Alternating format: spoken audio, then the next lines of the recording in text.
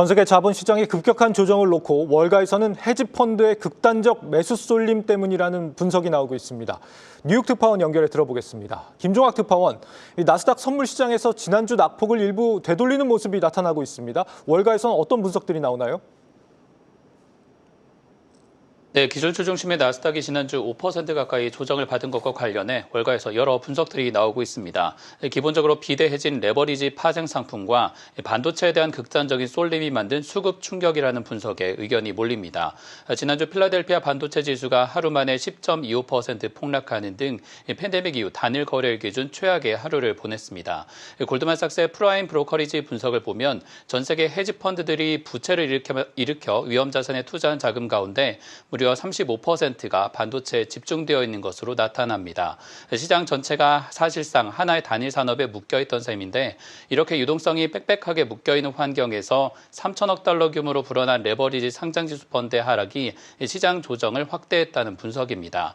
같은 보고서에서 골드만삭스는 하락 추세가 이어진다면 앞으로 일주일간 최대 1,490억 달러의 물량이 추가로 매도로 나올 수 있고 별다른 악재가 없더라도 200억 달러 상당의 기계적인 청산 매물이 나오면서 주요 기술주의 상승을 누릴 수 있다는 전망도 내놓고 있습니다. 네, 단기간에 수급 쏠림이 부작용을 만들어내고 있다는 건데 반도체 산업 자체에 대한 호실적 전망은 그렇다면 달라진 게 없는 겁니까? 네, 반도체 산업에 대해서는 여전히 긍정적인 전망이 우세합니다. 모건 스탠리가 지난주 시장 급락 직전에 내놨던 반도체 인플레이션 보고서에서 구조적인 마진 압박을 만들었던 반도체 기업의 생태계가 오히려 지금의 수혜를 지속하는 배경이 될 것으로 진단했습니다. 디램 가격이 1년 만에 6배 뛰면서 오히려 이들 기업이 창출할 수 있는 시장, 즉 전 세계 가용 시장 규모가 작년 대비 4배나 커졌다는 이유입니다. 알파벳이 지난주 850억 달러 규모의 역대급 유상증자를 단행하고 메타가 추가적인 자금 조달 계획을 검토하는 등 막대한 비용 투자가 이어지면서 AI 인프라 구축 경쟁이 지속되는 것이 오히려 메모리 산업에는 좋은 징조라는 설명입니다. 현지 시간 금요일 뉴욕 증시에 상장하는 스페이스X의 기업 공개 역시 반도체 인프라 경쟁을 키우는 요소라는 분석도 나옵니다.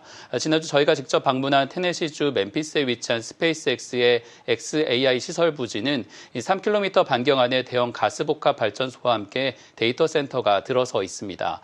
이 시설은 올해 상장을 앞둔 엔스로픽의 우리 돈으로만 23조 원 정도, 알파벳에는 매달 9억 달러 이상의 금액으로 통째로 임대하도록 되어 있습니다.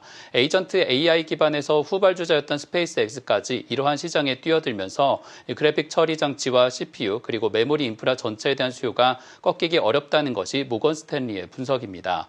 현재 메모리 반도체 업체와 함께 부족한 공급 물량으로 인해서 공장 증설을 책임지는 여러 부품업체들, 네덜란드의 ASML, 미국의 어플라이드 머티리얼스와 같은 장비사들의 독점적인 지위도 한동안 이어질 수 있다는 전망입니다. 다만 뱅크 오브 아메리카의 마이클 하튼의 수석 전략가는 스페이스X의 상장이 거꾸로 시장의 유동성을 고갈시킬 수 있다는 위험도 계속해서 내놓고 있습니다. 현재 스페이스X의 일반 개인 청약이 미국 내에서 진행 중인데 기존에 수익이 나 있던 기술주나 다른 주식들을 대거 처분하면서 시장 전반의 공급을 악화시키는 부작용이 이번 주 내내 본격화될 수 있다는 전망입니다. 네, 이번 주 불확실성을 키우는 변수가 또 있습니다. 미국의 물가지표 발표를 앞두고 월가에서 투자 신중론이 제기되고 있죠. 네, 이번 인플레이션 지표에 대한 기대가 상당히 좋지 않은 편입니다. 이번 주 수요일과 목요일에 연이어서 5월 소비자 물가지수와 생산자 물가지수가 나오는데 향후 연준의 통화정책 궤도를 바꿀 분수령으로 꼽힙니다. 현재 월가는 단순히 금리 동결 전망 수준이 아니라 금리 인상 사이클로의 재진입 가능성까지 내다보고 있습니다. 주요 투자은행 가운데 BNP 파리바가 기존 전망을 뒤집어 12월 연준의 금리 인상을 공식 전망치로 수정했고 골드만삭스도 연내 인하는 아예 불가능하다고 전망했습니다. 이러한 전망들은 지난주 나온 견고한 고용지표와 미국 내 가계가 주식시장 강세로 인해서 상당한 소비 여력을 얻었다는 것에 기인합니다. 올해 미국 가계 주식자산 가치는 무려 처분 가능한 가치로 6조 달러나 늘어났는데 소비 지출을 떠받치는 배경이 되고 있습니다.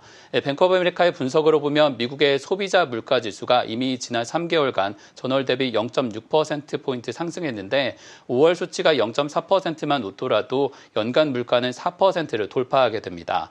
마이클 하트넷 전략가는 과거 물가가 실업률을 앞질렀던 60년대와 70년대를 연상하게 하는 이러한 숫자로 인해서 예외 없이 고강도 금리 인상이 일어날 수 있다는 경고까지 내놓고 있습니다.